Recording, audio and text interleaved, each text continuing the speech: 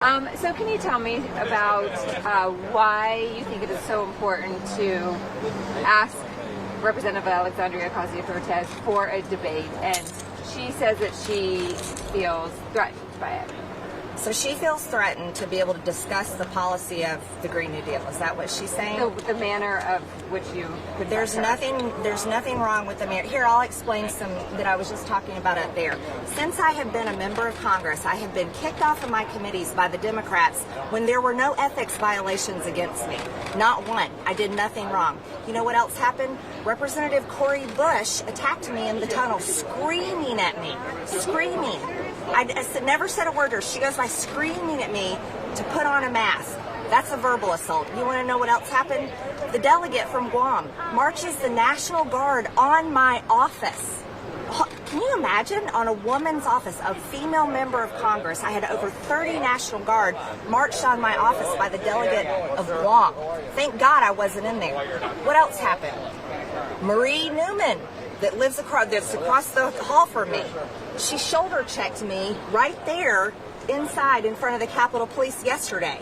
And she went by, hit my shoulder. I said, "Excuse me."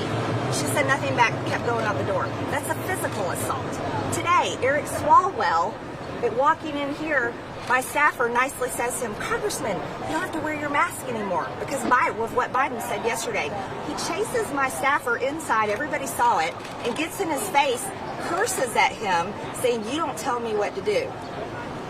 The Democrats are the party of aggression and violence. We have AOC, Ilhan Omar, Rashida Tlaib, publicly and on their social media and speaking on the House floor, supporting Hamas, terrorists who are attacking Israel with rocket fire after rocket fire, and they're supporting the terrorists.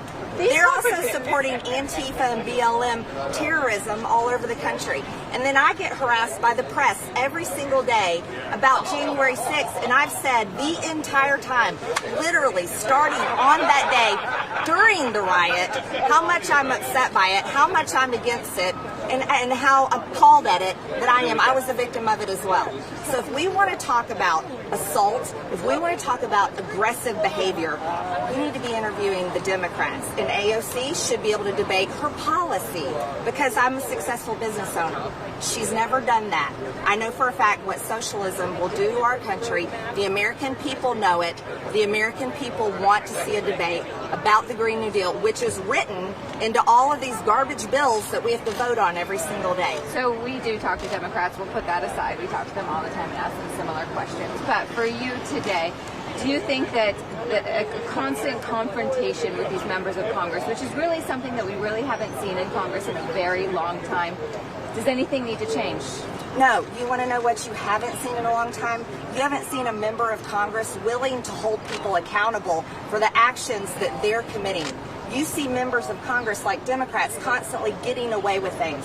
Why don't you ask Nancy Pelosi why she denied 10,000 National Guard troops to be here on January 6th when after January 5th, there were 2 pipe bombs found at the RNC and the DNC. That's a good question. That's accountability.